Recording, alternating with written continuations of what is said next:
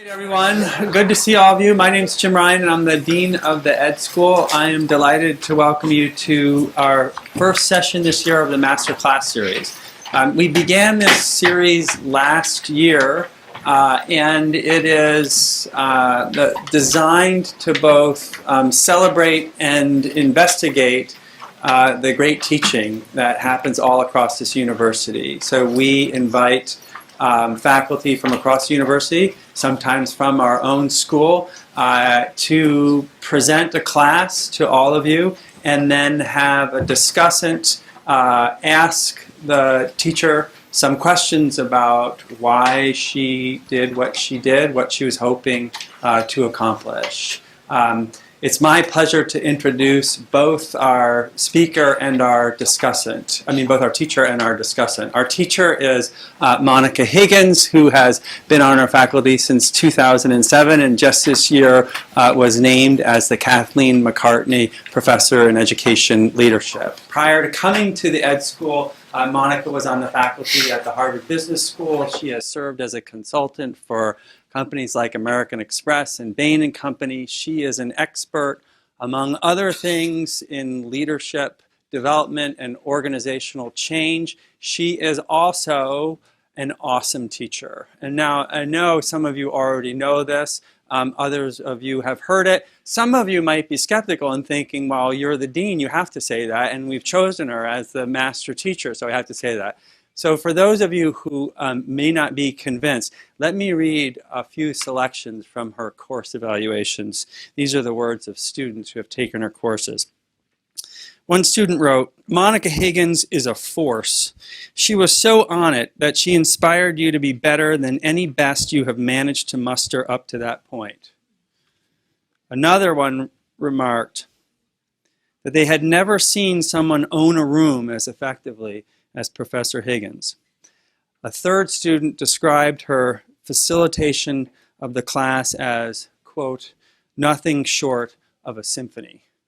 I hope I haven't raised expectations too high, Monica. Your co-conductor for tonight's symphony is Jim Honan. Jim is a senior lecturer here and has been on the faculty since 1991. Like Monica, he too is an expert in leadership and organizations and entrepreneurship. And like Monica, he is also an expert in the case method of teaching, and his teaching is renowned not only at the Ed School, but also at the Kennedy School and in executive leadership programs literally across the globe. He is a perfect person to serve as tonight's discussant. So Monica will lead us in a case discussion of the Everest case, and then Jim is going to ask her some questions, and then we'll open it up to all of you. Now, before I turn it over to Monica and Jim, just a couple of quick notes. First, the next master class in this series will feature Eric Mazur, who is the Boltanski Professor of Physics and Applied Physics, and the discussant for that event will be our own Dick Light, who is the Forsheimer Professor of Teaching and Learning. You could put that on your calendars now if you like. It will take place on Thursday, November 13th from 4 to 5:30 p.m. And second, I'd like to thank two people who made this class and this entire series possible, Lori Forcier and Matt Miller. I don't know if they're both here, but we should give them a round of applause. All right, and now please join me in welcoming Monica and Jim. All right. Good afternoon, everybody. For those of you guys who are over here, please feel free to move in the middle, otherwise I might tilt in your direction. So if you would like to, or people sitting in the back, you're welcome to move in. I'm not going to force you to do that, but you're welcome to. It's a real honor to be here. What an honor to be able to teach a class, a master class at Harvard's Graduate School of Education. So I'm delighted to see you here, and I know that some of you have read the case, and I'm just going to assume that you have, or somebody sitting next to you has, which is terrific. So what I'm going to do is I'm going to teach the case until like 5 of 5, and I'm just going to abruptly stop, which is going to feel very awkward because, of course, we're going to be in a heated discussion, and you're going to want to keep going, which is terrific because you can just do that. You know, you can just keep going beyond this classroom environment and talk about Mount Everest, but and the exciting things we discussed in class. But I'm going to stop, and I'm going to stop abruptly so that Jim can ask me some tough questions, and so that you can ask me some tough questions. So, you know, why is Higgins moving over there? Why is Higgins walking over here? What am I trying to do? Okay? So we're kind of really pulling back the curtain, and you have a chance to ask some questions. So, you know, 10 out of 5 of something like that. All right? But for now, I'd like you to just completely get into the case. All right? So this is a case on high stakes decision making, crisis decision making.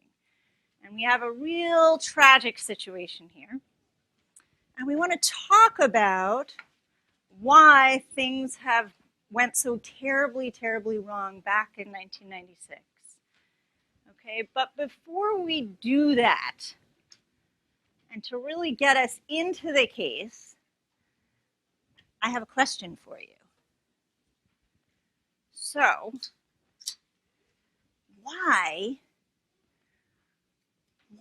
is it that people climb very, very tall mountains? Okay, so forget the case for a minute. Just why do people climb these very, very tall mountains? And I'm going to ask you to raise your hands, and thank you for putting your names on your name card so I don't have to kind of go, hey, you. But, like, why do people do this? Sasha. It's fun.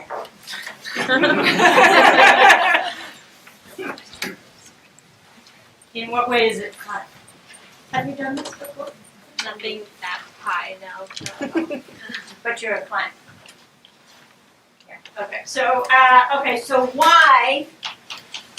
Perhaps nothing quite that tall or that high, but you'd say it's fun, and in what way? It's very cohesive, but if you're with a good group of other climbers, it's a great experience. So kind of a bonding experience, kind of a team experience. It could be, and yeah, we're off the case. You're right. So it could be fun from kind of a social perspective, the experience of it all, kind of doing a challenge, very serious challenge, though. Sasha, right? I wouldn't try Everest now. Yeah. Yeah. Mm-hmm. Other thoughts on this, Katie? For street cred, say you did it, so you could. Just say you could. Say you could. Say you did it, right? That's You why did they it. want to turn Yeah. back. All right. So this is something kind of Ego based. I guess. ego. All right. Yeah. To be able to say that you did it, you actually made it. Can't see your name quite right. Atma? Just to feel the experience when you're there. Feel the experience. What kind of experience are we talking about? Probably an awesome kind of experience. Right? You get up there, you know you're here, and that not many people can really make it here, and you remember this for the rest of your life. Not to mention you can tell your kids and grandkids. Okay, so here we are. We're back to the you did it, but it may not. I mean, feeling it up there. I mean, you're breathing through. What was it? A straw, right at that point. So it may not feel that good, but to be able to say and tell your grandkids and so forth that you did it, right? So that's kind of again this. For others or for yourself to be able to demonstrate to others that you did it. Again, making it up there. Okay, Bridget? The internal sense of accomplishment. So not to tell others, but to feel, to have the challenge and be able to meet the challenge. Uh-huh. Yeah. So this one is really for yourself. This is kind of extreme. Other thoughts? Is it Agu? Yes. Well, because you have a kind of pathology, you know. Tell me more. Yeah, you have kind of this unnatural desire to kind of want to prove yourself in Yeah. situations, and it's actually quite odd. to want to do this. This belongs somewhere else. Yeah. But this proving thing, Yeah. yeah. Do you know anybody like this? I think so. Yeah. Yeah. Yeah. You know, they're always trying to do some. They're never satisfied. They want to do something better, something more, and it doesn't seem to be growing out of fun social things or something like that, but out of never being quite satisfied with what you Yeah. Yeah. So I was drawing this kind of squiggly do. Right. line here. It's kind of the sense, and high need for achievers tend to be kind of like this, you know. You get to a place and you look around the corner, you're like, that's not quite right. And then you keep going and you keep going, and it doesn't really stop, does it? That's kind of strange, odd thing, Maria. I think it's also, I mean, on the upper kind of side together with the others and the self. And I think it's the adrenaline you get because you know that others cannot do it, but you're better than others. You're better than others. Uh-huh. Yeah, so this is this proving thing again, right? You're proving to yourself and proving to others. Uh-huh. Now, do we have any, I know we talked to Sasha a little bit, who doesn't quite climb really tall mountains, but do we have any climbers in the room? Excellent. So tell us, are we kind of on track here? I think so. Yeah. Is there anything you would add to this? Why people do it? Flow, experience flow. Flow. Ah. Mm-hmm. And what kind of mountains do you climb? Do you climb these really tall ones where you can't breathe at the top and things like that? Huh? Rock climbing. Rock climbing. Okay. It's a little different, but A little different. similar challenge, I guess. Yeah. Lee. So it's interesting to hear it referred to as pathology. There are some people who would say that about me on some things. I don't climb mountains like this, but there is a feeling of exhilaration in climbing other high peaks. There's a connection with nature.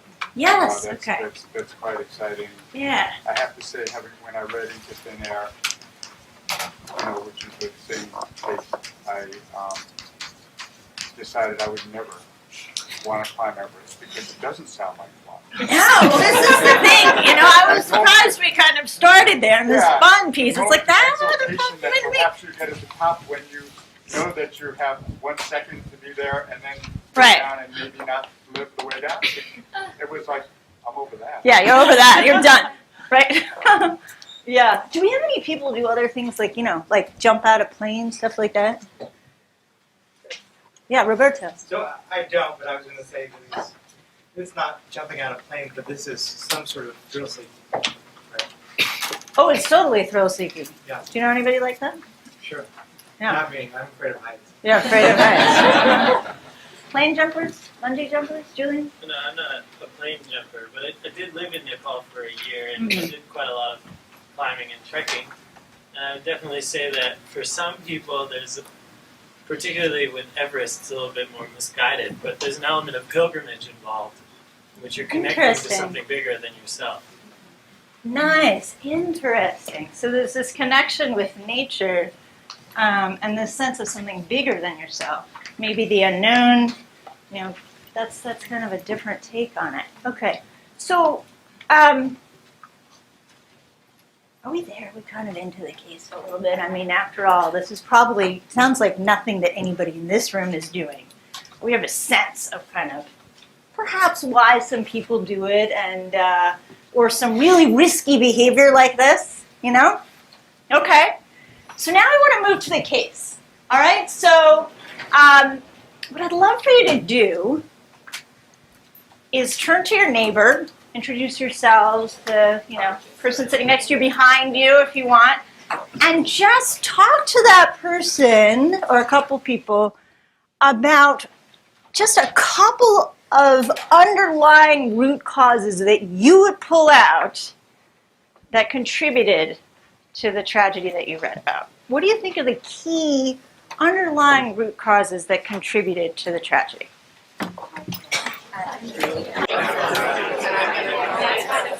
You all set?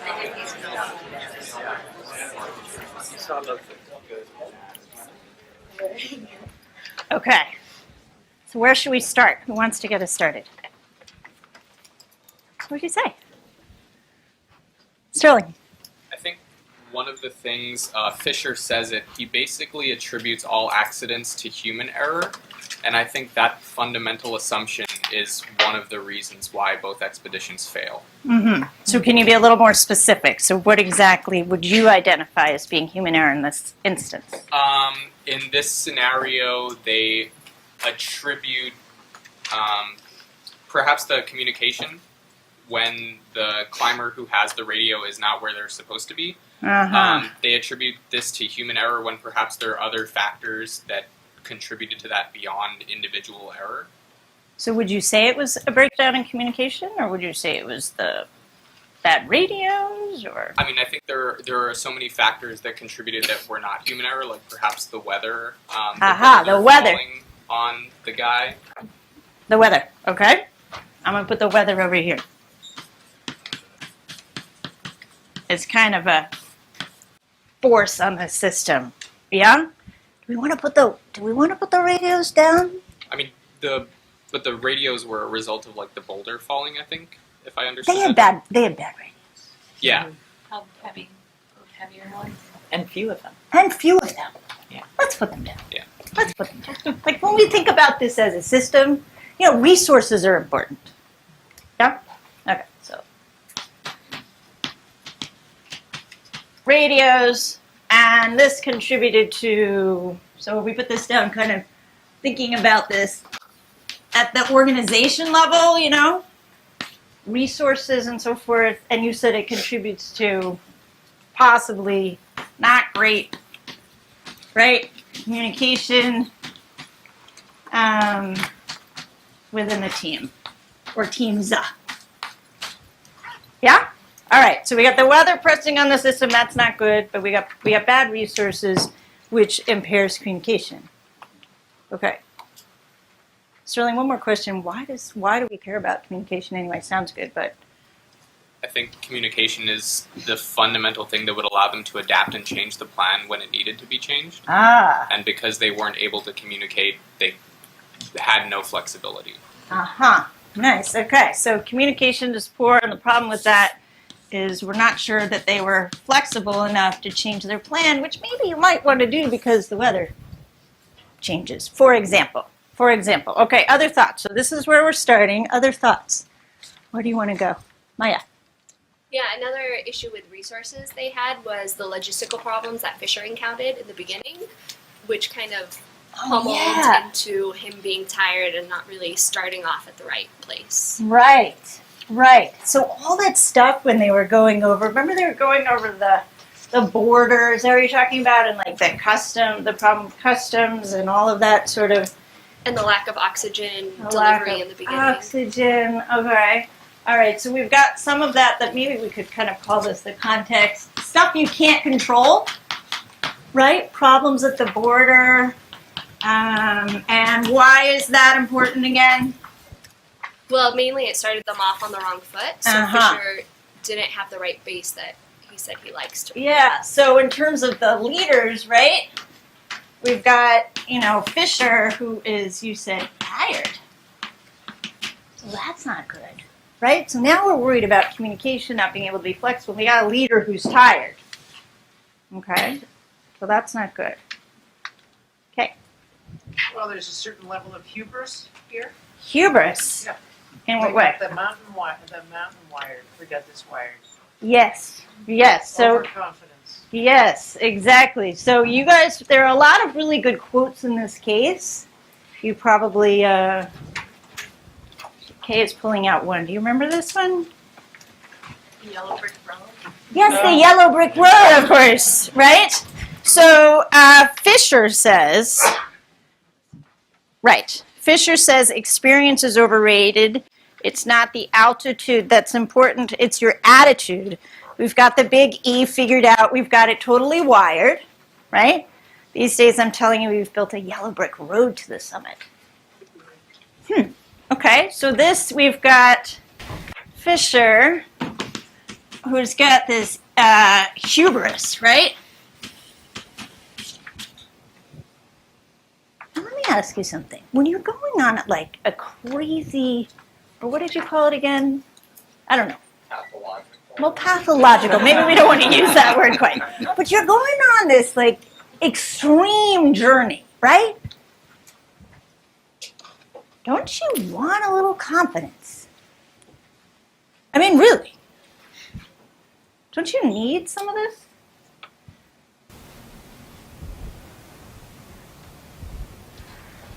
Let's put it this way. Let me not say, don't you need a little bit of it? Don't you need a lot of it? Lexi. Absolutely. But I think that the way that this was contextualized made this, like, you made this transition from confidence to ego in a very detrimental way, especially when you look at sort of the evolution of adventure consultants and mountain madness in terms of like the Fisher versus Hall in the sense of like implicit competition between them. And there's something else I was going to say about that. All right, so I'm going to put this over here as kind of an organizational feature or, inter-organizational feature that there's competition. But go back to what you were saying. So you want a little bit of hubris, but what's the problem here? It's getting out of control? Yes, I think there's like a competitive element here. And there's a business component here. This is an entrepreneurial venture. They are being paid a lot of money to bring people, maybe not enough money given what they're doing, but they're being paid a lot of money and they see this as an opportunity to benefit financially. And so there's this added incentive that may lead to this like artificial confidence because they have to convince a client that they're the man for the job, and there are different incentives that are coming into play in terms of who they pick to get on their team. So you don't like that it's a business? Not that I don't like it. It's just I think it's an important contextual factor. So it's created this competition. I mean, business isn't necessarily bad, right, folks? No. But what you're saying is it's created this kind of environment where we've got, would we say too much confidence? We need to have it because we need to convince our clients, you're saying. It's a bit contrived, I think. Yeah, It's a bit contrived. A little bit inflated. Yeah, just a touch. Sarah? Well, and there's a downside to it because Krakauer talks about not questioning Harris's capacity. Yep. And he said it was because he'd been trained in a way to think of the leaders as invincible. And so it didn't even occur to him to tell him, you aren't well, you should come down now. Right.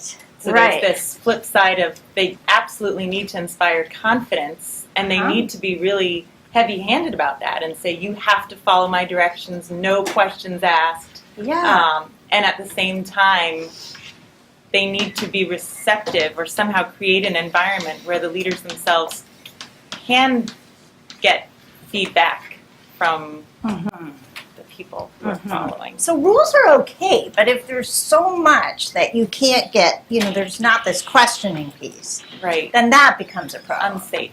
Yeah. Unsafe. Yeah. All right, I'm going to track a couple of things as they come up.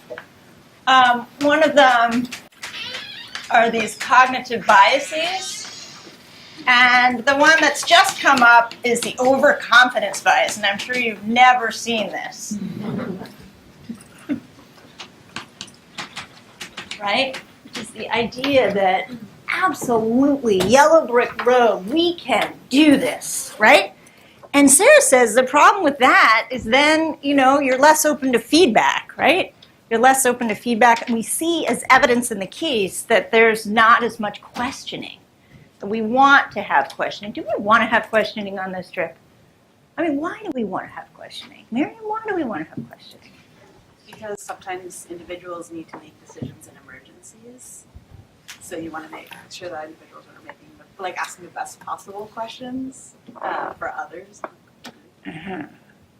But like if I am like in reasonably good shape and I have whatever $65,000-$70,000 and time, then doesn't it make sense that I would just go along with this confident leader? And he's the expert after all. I mean, it like follows a logical structure, but it's not a structure that's beneficial to individuals trying to survive together in an extreme environment. Individuals trying to survive together in an extreme environment. Mary. I think you want to ask a lot of questions because your life is at risk. It's not like someone's going to serve you a meal you might not enjoy or you want to ride that lovely. Your life is at risk. Yeah. So what happens when somebody actually tries to ask a question? Do you remember this? There's so many good quotes in here. Okay, this is Krakauer. And, Krakauer, there are a lot of quotes from Krakauer, right? So Krakauer says to Hall, and he's questioning. Like, he's questioning himself. Like, I'm not sure I can do this, actually. So he expresses his concern. So he's not really questioning, but he's at least little feedback. So, he says, it's worked 39 times so far, pal, and a few of the blokes who summited with me were nearly as pathetic as you. So that's shutting them down right there. That's going to do it. I'm probably not going to say anything again or turn around if you've got the guts. Yeah, is it Bob? So I think what's interesting is also there's the flip side to the argument we've been making here in the case of Dr. Weathers, who is actually able to overturn Hall's concern about his own physical state, even though he's halfway blind, and convince Hall to let him keep going. Yeah. Now why do you think that's going on? We see that in the case. There are a lot of names in the case, okay? A lot of names. But there's Hansen, too. Remember Hansen? He was the guy who tried to go up the mountain the year prior, didn't quite make it, but he is hell-bent on getting up that mountain. And nobody's going to stand in his way. Why do you think that's the case? Why do you think that's the case? So Rob says there's nobody who's going to, he's able to convince. And we see this a couple of times, right? So he's able to convince the leaders that, yes, indeed, I need to continue up the mountain no matter what. What's your thinking on this? So are you asking why the leaders aren't standing in his way, or why? Like, what is it that's driving him? Either one, and both. The one, I think, from the perspective of the guys, I think that there's probably a bit of empathy.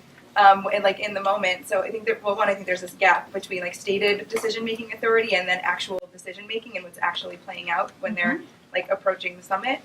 And in the moment, like they're really close, and they know what that's like. They've attempted this multiple times, each of them, and they failed, and then they finally done it. And then this guy, he's made it. He made it within like 300 feet the first time, and he's That's there. right. And I think there's probably a bit of empathy playing out where they don't want to be the ones to tell him that close. No, even though they have tried to make it very clear that that they won't tolerate that dissent. But even like up to this point, that's what they've said. But there is this gap between what is actually happening, and there isn't any like clear decision making happening. Like they didn't set that the time for the turnaround once they got to the summit. So that was playing out in the moment. Right.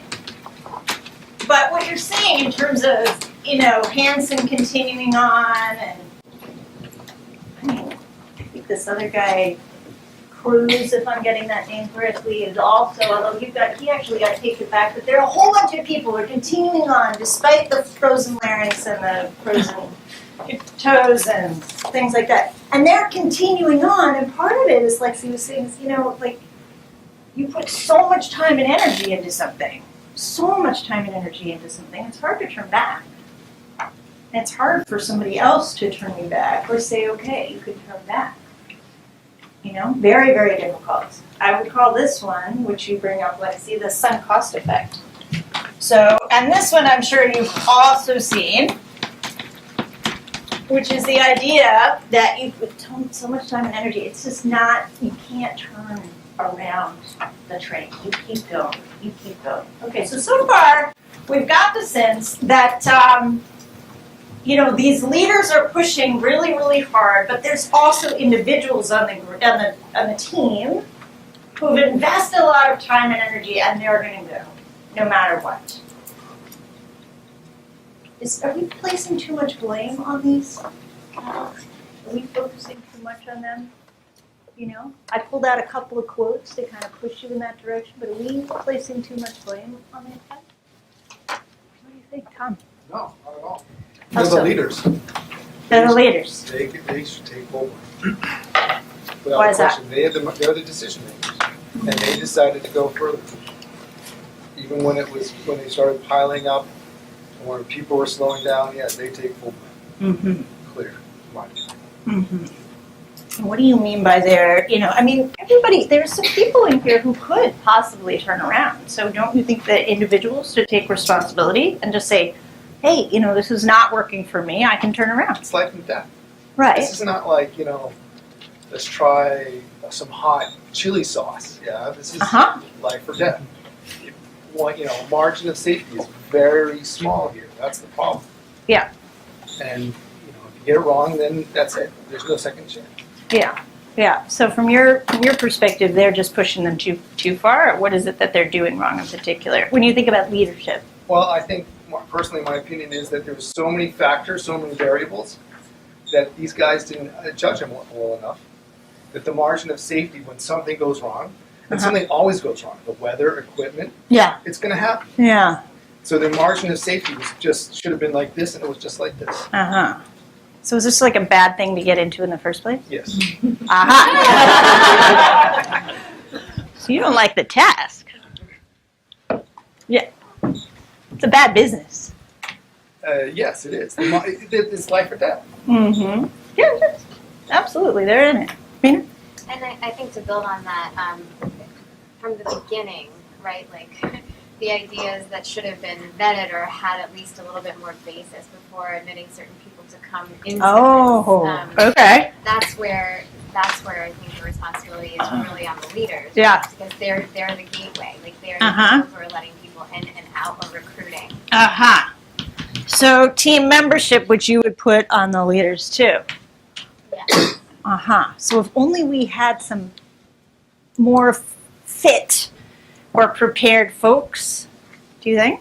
Potentially. I mean, I can go back and potentially look at details, but I just remember one of the people saying, like, I felt like we were preparing the mountain for the people instead of the people for the mountain. And so maybe it is not just like these set parameters, like you're pretty fit, you're this and that, but the training that could have been involved. The training. Like what was happening in advance of this whole thing to make sure people were operating optimally. So the idea is if we get the right people and we train them up, then this wouldn't have happened.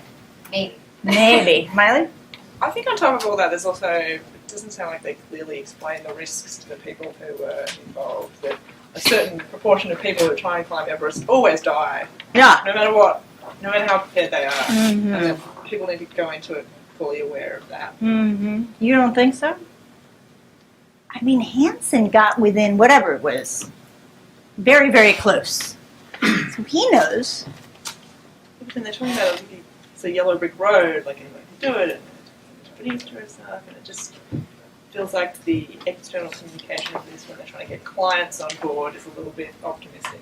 A little bit optimistic. So we're kind of back to that overselling, this hubris piece, the overconfidence, and it's because it's a business that they're doing this. Is that right? Yeah. Mm-hmm. So if only they had known what they were getting into, Then they still would have died. But then they still would have died.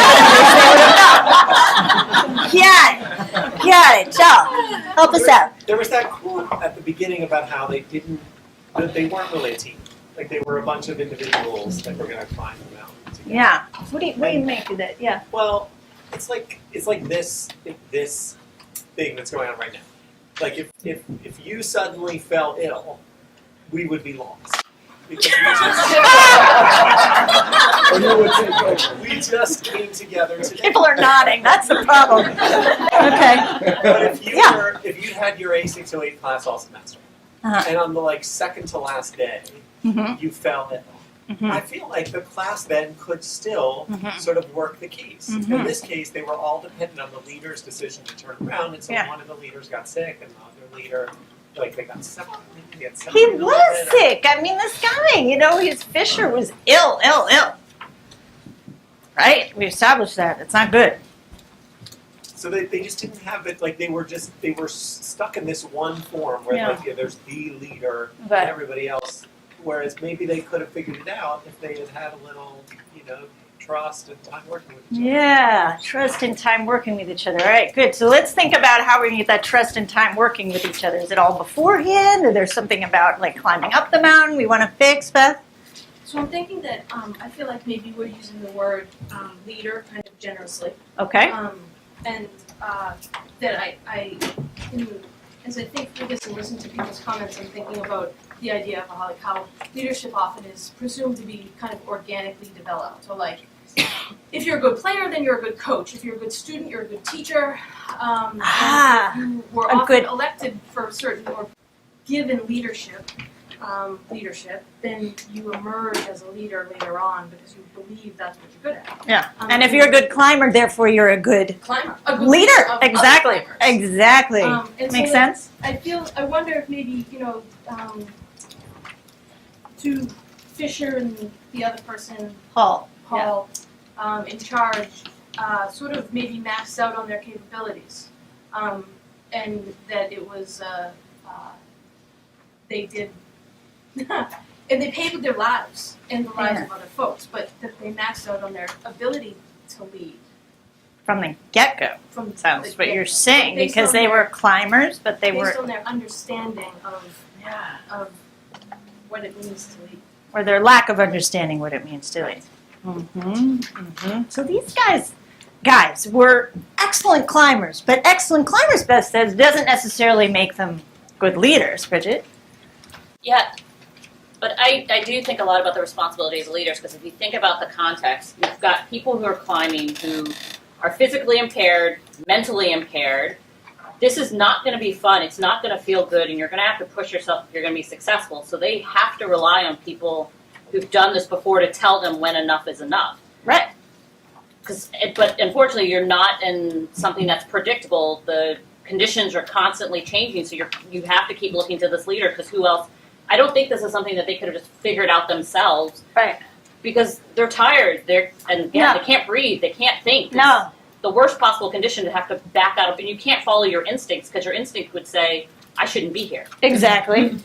Exactly. True. Tim? I would question the leadership, but not so much the leader himself, but the leadership team. I think the problem became one where he didn't bring in nor encourage their open ability to have contradictory information. So you're right, the people who are paying clients don't have the information, but there are other experienced climbers. I mean, there's a line like A's hire A's and B's hire C's. And if you're truly competent and truly qualified, you bring good people in you and you're willing to listen to them. And that's where I would put the blame, that it's not the group as a whole, although they have some responsibility, that the group dynamic of the leadership was that I'm the boss and they were not strong enough or felt because of their previous relationship willing to contradict him in a strong enough way to have any impact. Yeah, so when you think about the leadership team, who are you thinking about? Okay, if you're going to ask me names, I read No, forget the names, but so he had the team. We talked about there's a guy in the middle, a guy in the front, a guy in the back. He's got people who are experienced climbers that are employees, basically, not people who are paying to be there. Yeah, I mean, he's got these leaders, okay, let's say the leaders, I should put those in quotes, right, Beth?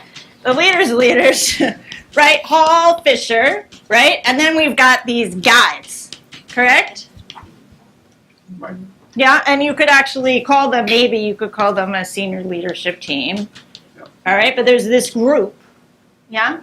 And then you've got the clients, And then you've got what? Sherpas. Sure.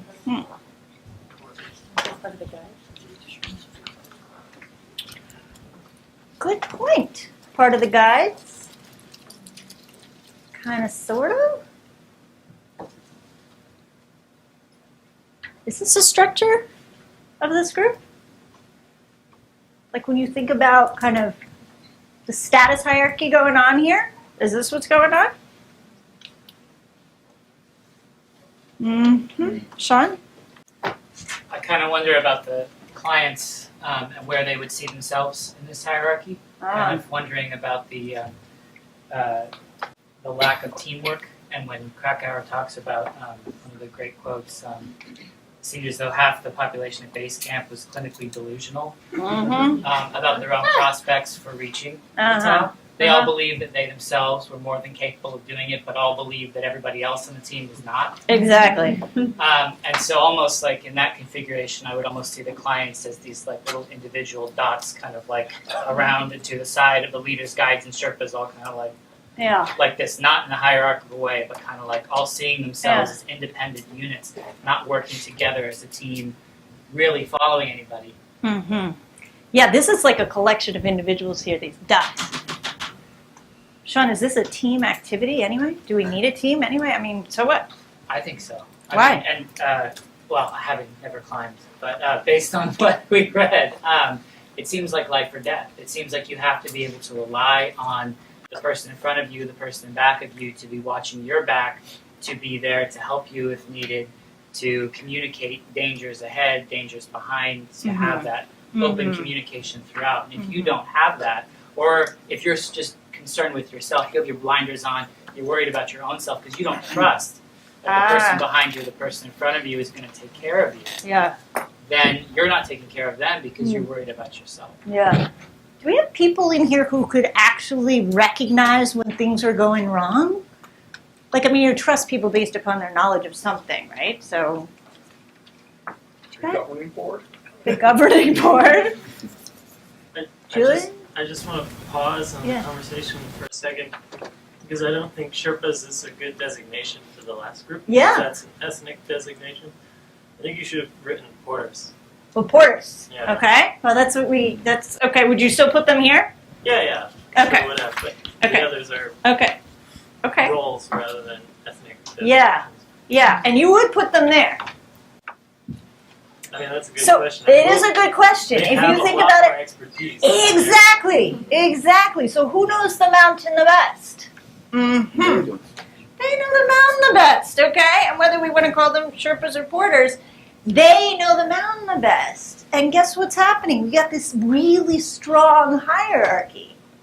Remember, there's evidence in the case where even one of there's like Bukrev and then Biddleman, and you know, Bukrev even says, I think Bukrev says, I couldn't even speak up because, or Biddleman's, I think it's Bukrev, who said, Bukrev says, I can't speak up because, you know, Fisher paid more attention to Hall than he would to me. So even here, there's this piece. So even if a guide is recognizing the weather looks bad, he is not likely to speak up. But there are people in here who actually understand the mountain even better. And we don't hear their voices so much, which I think is actually relevant for sure in this. There's also, did you guys notice there are doctors on this trip? There are 3 doctors on this trip. So, right? I think 3. So when you think about, you know, what it takes to recognize that something's going on wrong here, I mean, it's not like, I mean, yes, there's training and so forth, but there's also expertise hidden in here. But where are these guys? They're here. Right?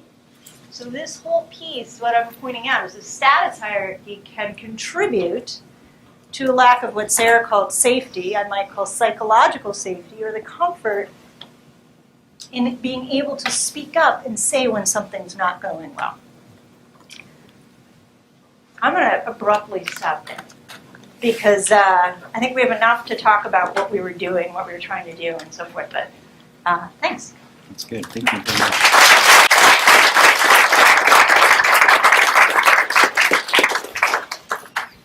Have some water. All right, so thank you so much, Monica. I just have a couple of questions and then we'll open to our colleagues. First question, is about what you do before a case discussion. I guess the nature of the question is, how do you prepare? And what sort of teaching plan do you bring into a classroom to lead us through what you just led us through? So say some words about preparation and about teaching plans. Okay, so one of the things I try and do, yes, I've taught this case a lot, but I really need it really right in my head before I walk in. And unfortunately, I can't have other things in my head. So even though I taught earlier today, I actually couldn't look at this case till after I taught that case.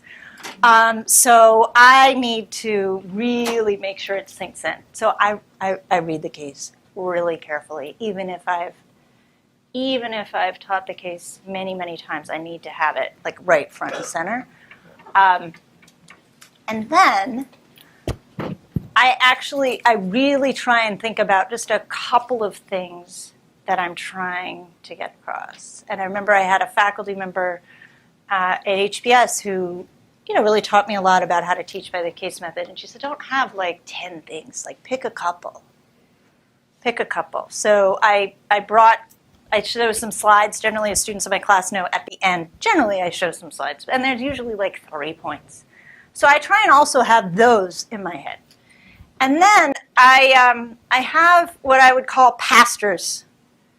So there are different buckets of conversation which we need to graze around in. And so a pastor might be, sometimes you can structure it so you can kind of move from pastor to pastor, and sometimes you can have a little bit more free-flowing conversation. And today we did a little bit more free-flowing conversation, but these were the pastors, so I was boarding your comments into, stuff that had to do with the organizational structure, stuff that had to do with the team, stuff that had to do with the leaders, and then intra-individual pieces, which I would have then, at the end, come back to kind of each of these levels of analysis.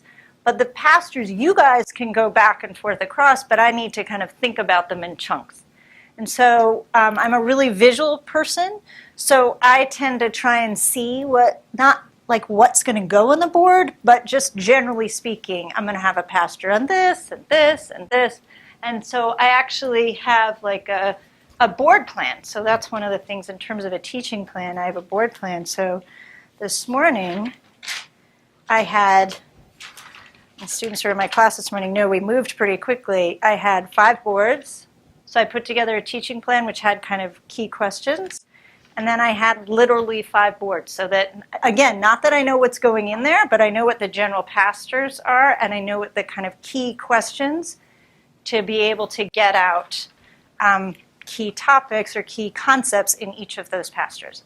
When I prepare for class, and I don't know you guys, but I have my students sit in a certain spot because I teach in this classroom, and there are a lot of them, and again, I'm very visual, and so I want to keep track of my calling patterns. When I prepare for class, that's all I'm going to show you. I track my calling patterns, okay? So, and so I want to make sure that I'm calling evenly, and I also want to make sure that I'm paying attention to people in the room who I know maybe from a certain geography. If I knew something about Julian's background, I would be able to bring him in, or somebody who is a climber, etc., and so that I can bring in experts when I want to. And then I need to pay attention to people I've overcalled, so I'd like people will have their hand up and I'm not going to call on them. So I try and think about calling patterns. I try and think about kind of what are the things, key things, couple of things at the end of the day that I want the students to get. And I think about pastors, and I try and get the case in my head. And then the other thing is I just try and personally get psychologically ready to teach. And whatever that means for you, that's what you need to do. I try and go for a run in the morning. Didn't get to today, but generally I go. And that's helpful to me. So, yeah. Let me ask 1 or 2 more. So a related question. You just talked about preparation in general and teaching plans in general. And as John mentioned, today is a single case session with a group that we won't be convening again. How do you think differently about preparing for and leading case discussions with one-time groups, 13 or 14-week semester classes, And a related question on the difference between degree program students and perhaps executive audiences that you've worked with. How does that enter into your thinking over a period of time, or a one-off, if you will? Mm-hmm. So I didn't, like, Joel was saying, I don't know you. I know a couple of people in the room, so it's harder because I can't, not only can I not read your nonverbals very well, but I also don't know when to push you, and so I'm kind of largely guessing. But in class, in a regular class, I spent a lot of time really trying to figure out how much I can push students. I view pushing students as a sign of respect. I'm not trying to catch anybody. If somebody looks like they're having an off day, or they've told me beforehand, and this happened just today with a couple of different students, I'm not going to call them. I want to have a good class. At the end of the day, I want a good class. I have no interest in, doing any harm at all to students. But in order to have a good class, I need to be able to push people. And so I'm looking for ways to do that. And over time, I get to know where people are at. And there are some people who need to just hear their voice in the room. And so if they raise their hand, I grab it. Or if they don't and they look prepared, I grab them anyway. There are some people who I get to know are very good at coming in the diagnosis part of the conversation and need to be pushed towards the so what action part of the conversation. The types of cases I teach have the same cadence: problem, diagnosis, action question. This one doesn't have so much an action question, but generally they have that cadence. And so once I get to know them, I push them. Executives is also same thing. I don't know the folks. So there is one thing that I do more with executives, which is a much more what's called directive. So I give them a little bit. I just find that that's helpful in part because they're seeing different people. So I tend to do a little bit more kind of setting up of this is where we're going. First, we need to make a decision about so-and-so. We need to help so-and-so make a decision about something. So the best way to do that is to do a thoughtful diagnosis of the team that he or she has built, and et cetera, whatever. And so I give like a bigger opening, I think, to kind of frame the conversation. And then I usually try and ask whoever is chairing the session whether I can role play or cold call or things like that kind of tend to jack up the energy a little bit. But if they don't want that, or that's not the kind of crowd, I don't do it. So I generally try, if I can, to check in with the chair of an executive program so I get a feel for the group, because otherwise I'm just completely blind. Final question, and then we'll turn to our colleagues. So the title of today's session is called Learning to Lead Through Case Discussion. I wonder if you might say a few words about how do we use case discussions to teach people how to learn to lead? Okay, so the title of today's discussion is Learning to Lead Through Case Discussion. I don't think you can teach somebody to lead, but I do think people can learn to lead. So I don't profess to teach, really, leadership, but I teach collections of individuals and try and create the conditions so that they can learn. The cases that I teach usually do have some case protagonist, generally. And if there's a case protagonist, the nifty thing is you can say, Colin, what should Eric Peterson do, for example, which is the opening case for our course. And you need to then step in the shoes of Eric Peterson, and then I have you role play, and guess what? All of a sudden, even though I'm not taking you out to the school or the site or whatever, you actually have a chance to practice. So the nice thing about cases as a way of learning to lead is because usually there's an individual who is a case protagonist or a couple of people, you can actually try out your good ideas. Excuse me. So in theory, if you say, they needed to communicate better and da-da-da-da, you can say, well, let's give that a try. How are you going to do that? I'm going to call my boss. Okay, give me a ring. So then we can try it. And then all of a sudden you find out, where your good ideas fall down or don't. So you actually get to practice a little bit. So I think it's a nice it can be a good holding environment, a nice environment for actually trying out some of your good ideas if Again, you got to watch people and whether they're ready for doing that and so forth. So I spend a lot of time trying to create the classroom context so people feel safe yet, accountable for engaging. Should you take some questions from our colleagues? You want to do them up there, or you want me to? Whichever. Whichever. Yeah. All right. So we have terrific time for questions from colleagues. So please go ahead. One of the things that strikes me about a great style is very good at making people feel comfortable, even in these sort of big impersonal environments. And I know you said you read people's non-verbal cues. Are there any other strategies you explicitly or consciously use to try and make people feel comfortable?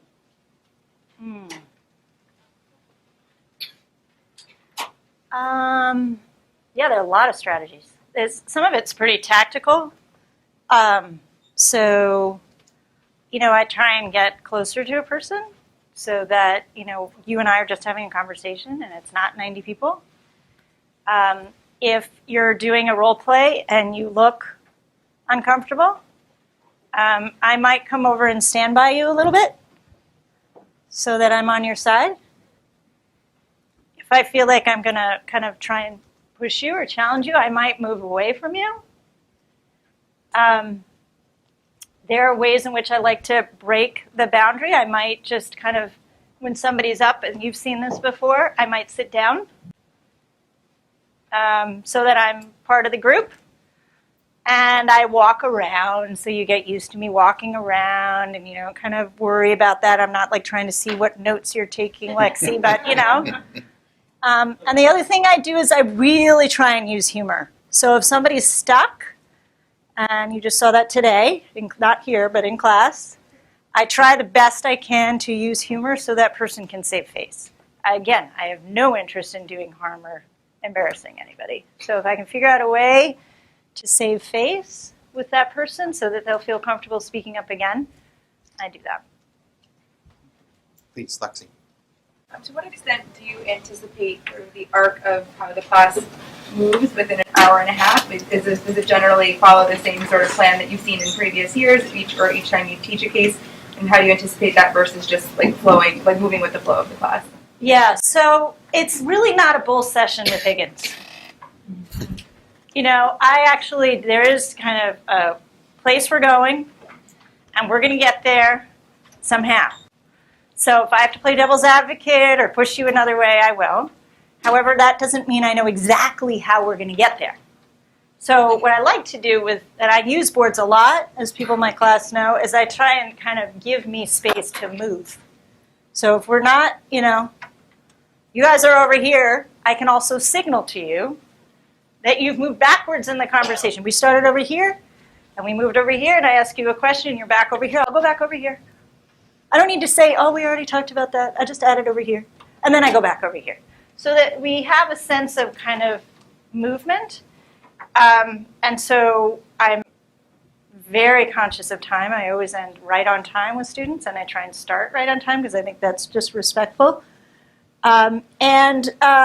If for some reason something needs to get squashed, it's me.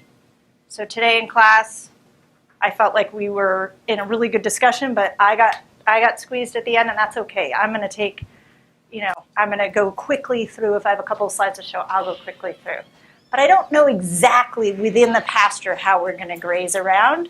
So I have to be able to adjust my questions if there are particular points that need to come out. Now, if something comes up, which happened not the class today, but the class on Tuesday, that is something that I want to do at some point in the semester, like a little exercise and something. Like somebody said something about, leadership being, they're making a whole string of comments, but leadership was innate. This guy was just, was just born that way, basically. I was like, that is a comment that I'm going to grab because I have a little exercise to do around that. And if it comes up, whenever it comes up, we are going to grab that and do it right there so that people understand. Otherwise I wouldn't be here, right, if I didn't think leadership could be in part learned. We are going to do that exercise. So when those things come up, I am happy to deviate from whatever teaching plan I have because those are like gems. You got to grab it. Similarly, I deviate if somebody has come up with an idea for, like we're in the diagnosis part of the conversation. Again, remember the cadence, kind of problem, definition, diagnosis, action. Somebody comes up with a really nifty solution, and we're pretty good on the diagnosis. Like we as a collective has kind of gotten around to most of the stuff we want to get around in. You know, I'll jump right to action and have that person role play. And people have seen this happen in my class. You say you're going to have a meeting, come down and have the meeting. Let's have that meeting. And then I'll throw the other students into roles so they respond to the person who's up front. So if there are precious opportunities to grab energy, usually I watch for energy, or raise energy, I'll do it anyway I can. But then that just means I need to look at the clock so that I always end on time. Julie Rubin. Yeah, I wanted to ask you about a particular pivot that you did and your logic behind it. Okay. So, I believe it was you were talking about what had kind of gone wrong and kind of raised the question of profit and the extent that this, at the beginning, because they were doing this incredibly challenging thing and doing it for a motive of money, Right. that might have distorted things. And you pulled back and you said, well, it's a business, something wrong with business? Yeah. Sort of like, I'm going to challenge you to, Right. have to call in capitalism, if you're going to want to go down that, that route. And I was wondering why you did that. Did you do it because you wanted to be pushed back about the legitimacy of this as a business? Yeah. Did you do it because if we went down that road, it would shut down these other things that you wanted to Yeah. draw out? Okay, so Lexi said a number of different things, and I had to figure out which one I was going to pull out. You did. You said a number of different things. The inter-organizational competition, then it was a business, there was too much confidence. You said like 3 things. So I was trying to think through which one am I going to go after here, because I kind of liked all of them. And I need to get to the overconfidence bias and that sort of thing. I mean, Kay, who I know just left, Kay cracked that piece way too early for me. So I had to let it simmer for a little bit and not take it. It was too fast. Too fast. So I wanted to kind of noodle around a little bit. And she got to the inter-organizational competition piece. And I thought, oh, that's interesting. And then you said business. Now, sometimes I've had kind of an interesting conversation around whether, who the heck cares that it's it's a business? So it's a business? So that's why we have the strategy? Why is that? And then people are like, well, no, that's not really it. It's the wrong goal. We didn't get to that today. But it's a really fun conversation around businesses having particular goals. And what the heck is a goal here? Well, in their business, they promised 100% success to get to the summit. And then we have a really nifty conversation around, what's the problem with that goal? It's not safety. And people die. And then that's a very bad business to be in. If the leaders die and the people die, that's not a good business. So it can be kind of a fun conversation if we want to go there. And what happened was I kind of threw it out on the line, and it didn't get grabbed. And so I left it. And I grabbed one of her other pieces, which was inter-organizational competition, and kind of double-clicked on the overconfidence piece and left it. But sometimes, and then I was thinking in my head, how are we going to go back to the fact that the goal is wrong? Like any organization, you have a goal. There's a rotten goal. Everybody's trying to get to the top. We weren't quite there yet. So I was thinking that might have gotten to that piece, but we didn't get there. And I thought that might have been a way to do it. It was also a little bit just poking fun. So some of that was happening, but mostly I wanted to kind of dangle that carrot and see if it was picked up. Thank you. We want to come to this side of the room. Katie, go ahead. Yep. How, if at all, has your teaching changed from the business school to the ed school? Yeah, so I really love teaching here. And part of the reason is because there's so many educators in the room that they up my game. Right? I have people kind of asking me why I did such and so. And that's really neat to be able to think about your craft. And don't necessarily get that, or didn't necessarily get that. I will say on the flip side, people at HBS, the students, have been doing this in every single class. So one of the things that they know how to do really well that I'm still working on right now in A608, students in A608, is building on each other's comments. So what I was doing here is I was linking a lot of the comments. I was trying to draw. I was doing a little bit of that. And I much prefer to have students do that. I want to do less talking and get you to do more. And they're very good at doing that. They don't just say building on somebody's comment, they're actually building on somebody's comment. So I feel like it takes a longer time here just because we're not used to it. It's just like teaching by the case method is a skill, learning by the case method is a skill. So I find like I have to do a little bit more I need to be a little bit more explicit, like just like so and Katie said and so said and da. And I'm trying to get you to see that it's really helpful. We want to have a great class. We want to move the conversation forward. And the only way to do that, if you're not practiced, is for me to do more of it. I'd rather do less of it. So that would be, a little bit more what I have to work a little hard on that particular angle. But in terms of the craft perspective, it's been really nice. Dean Ryan. So I thought this was terrific. The question I have is about pulling it all together at the end rather than setting up front what you are trying to accomplish. So some of it is obvious, right? I mean, so you read this case and you realize, okay, we're going to talk a little bit about leadership, we're going to talk about the teams. But I have to say the cognitive biases, I didn't see that coming. Yep. And so I wonder, have you ever flipped it, or do you sometimes say, well, in this case, what I want to focus on are these three principles. Yeah. So that right from the very beginning, that's structuring the conversation. Or would that, do you think, stifle it too much? Yeah, great question. I was just going to show you real quick what I would show at the end, because then you can do that thought experiment. Yeah. Okay, so I'm just going to show you really quickly what I would have shown at the end. And students in my class are getting all sorts of previews here, but that's just fine. There we go. Okay, so this is what I would have shown. This is what I showed last year. I would say that I was pushing you. I was boarding your comments in 3 different levels.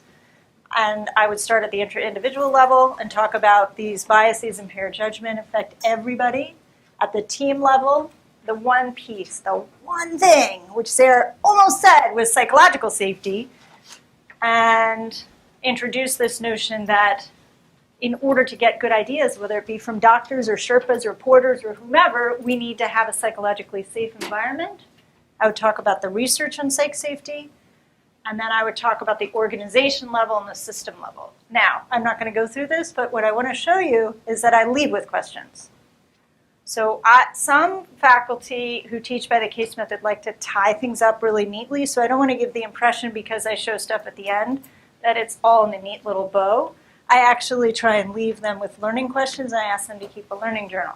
Now, to your question of why not tell them all this up front. So for example, I would never tell them all about the cognitive biases up front, because then I'm just kind of, I'd much rather have them sink into it themselves, and also I think it's just a different way of teaching a case, It would be more kind of an application. So this is this is very, very inductive, but I've said to my students, generally what I like to do is give you the theory or a reading after the case. So the idea is, like if you're preparing, leaders are going to make a difference in the world, you need to be able to exercise judgment. And you need to be able to form your own ideas and your own kind of hypotheses. So if I pre-wire them and I tell them, and this is what this case is about, too specifically, then I'm already telling them how to narrow and focus their lens. That doesn't mean that I don't ask questions to try and get them here at the end. Right. So on the other hand, I don't mean to imply, maybe I did, that I don't say anything at the front. So what I said at the front is this is a case about high-stakes decision-making. I'm not sure whether I said if it was I often teach this kind of in leading teams kind of modules within PPE programs. It's a case about leadership. It's a case about teams. I do general kind of so that you're thinking about teams or you're thinking about, I'm not going to narrow your focus too much because that's too deductive, and I prefer to have them develop their own theories and then give them some ideas, some theory, some frameworks, some concepts to hang their good ideas on. And then they can pick, and I tell them I'm not here to sell you any particular theory. At the end of the course, at least this course in which this is taught, they need to develop their own theory of entrepreneurial leadership, and they can pick and pull whatever has come up in the class through discussion or through frameworks or through readings they've had. But at the end, I want them to be able to think and develop ideas for themselves. John Mehta. So yeah, this is great. So to just listen to the debrief, it sounds very complicated. There's you're interacting with people in real time. You're writing on the board. You have some sense of the categories. You're keeping track of the seating chart and the time and the things you want to pull out. But at the same time, you seem very present in response to each and every comment, focus. So, just reflecting on non-case teaching, I can definitely remember I do a lot of discussion teaching. I can remember the first time I did a discussion, finding the two streams really difficult, just being present in one and just having this ongoing dialogue. Yeah. And I feel like if I started with case teaching, in a sense, like some of that would be helpful, but in some sense I'd be starting over. So you need to say something to potential faculty members or students who might do this in team meetings or something like. What was it like when you did the first one? Was it a simpler case? And sort of how do you build from there to here? Okay. The first time I did this.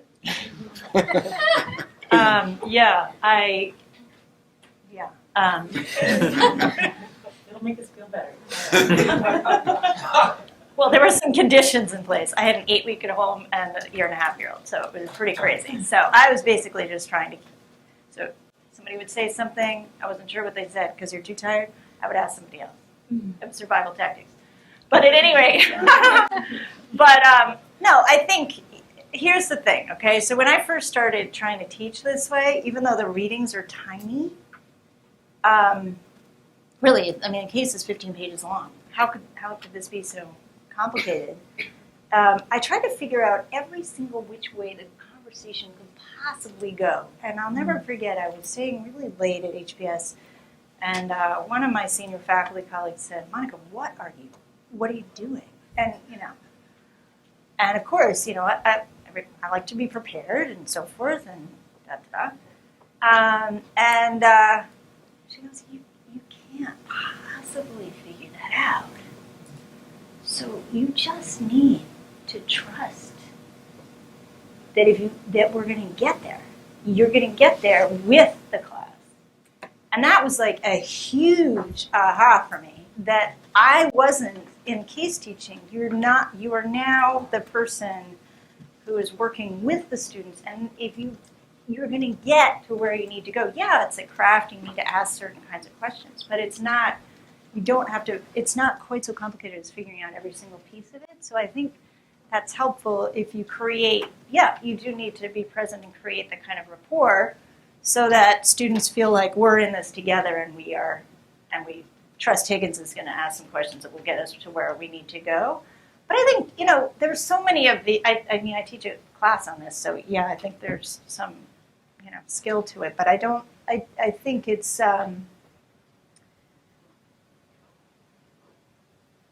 You need to also figure out what supports work for you. So for me, I said I'm very visual.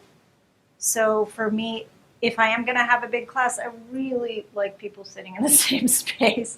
Because I just, but that may not be true for you. For me, I like having a board plan so I can just kind of generally know when I need to kind of move. But, some people that may not be the kind of support you need. I think a lot of these things do apply about kind of really trying to have some kind of direction in terms of general pieces or arcs, and then working with the students to kind of, using your term, to get to deeper learning, right? And I think that carries, and having kind of the mutual respect and trust and ideas about, really not wanting anybody to fall on their face. Me, not anybody, everybody. If I call you to start the class, it's because I think you're prepared, and I want to have, again, I always want to have a great class. Quick follow-up, and then I'm going to turn to Siegfried. Say a word about your listening skills, how you develop those. How I developed them? Actually, I watched a lot of people. So I know that's one thing that we're really eager to, just work on here is kind of sitting in on each other's classes. So it's kind of watching other people, and then for me, just get out of yourself. It really doesn't matter. Like, you just do not worry about things. And once you stop worrying about kind of whatever else is on your mind or how your hair looks, whatever, you stop worrying about this stuff, you can listen a lot better. So. Siegfried, go ahead. Yeah, thanks. I'm from the business school actually and crashed this party here. Excellent. Welcome. I was wondering, like, seeing the case discussion more as an open or narrative group discussion, I was wondering, why did you choose especially this introduction, or like, why do people climb high mountains? Yes. Because, like, I think at the business school they would start like, what is the Mount Everest, or what is the challenge of the Mount Everest, or something like that. Yeah. So what drives you to choose one introduction like before the other one? Because this is what directs the discussion in a very strong way, isn't it? Or leads the discussion in a very strong way. Yeah, it can. Because nobody in the room has experience. So generally speaking, I'm teaching, I have somebody has some kind of experience in something. Even, today we did an advertising case, but I had a couple people in marketing and education, very helpful. Nobody has this experience. So what I wanted to do was to at least get us into the place. The other reason I spent a little bit longer is I had a sense that maybe some people hadn't read the case. So I started off with a turn and talk as well. Like, I didn't have to do that. I could have just started off with one person. That would have been very HBS style to just cold call somebody. But first of all, I wouldn't cold call in this context. But beyond that, I did a turn and talk so that you could learn from each other and just share and kind of get moving. But I also wanted energy.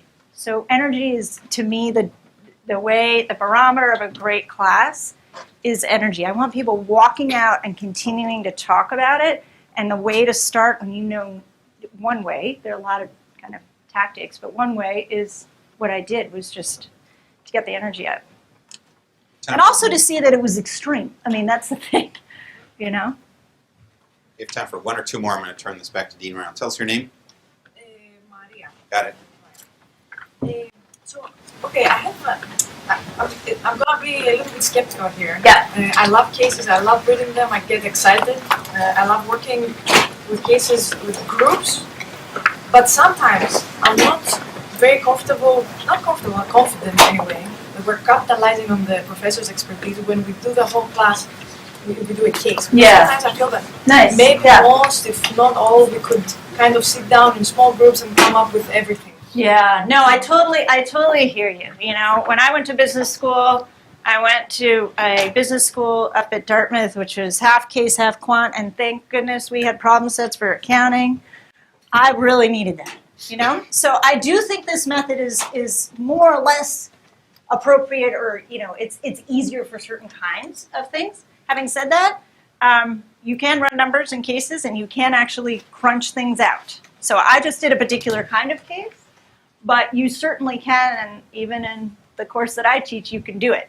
So what you need to do is you might have what's called what I call is kind of a flying lecturette in the middle of it. So there's something that you need to get across. Like, I didn't spend very much time here, and there are other biases I would have gone through. I can stop and do it. So when it comes up, I grab it and I do it. I do it at the end. I could do it at the front end of another class. I have lots of opportunities to do it, but I still need you to think. So you're right. It could be a balance, and in some classes you may need more of one and more of the other. But it's a tool. It's a tool in your toolkit to use. Yeah. Thank you. Let me turn this back to Dean Ryan. All right. Listen, thanks to all of you for coming. I hope you'll come back on November 13th for Ed Missouri. Monica, thank you so much, and Jim, thank you.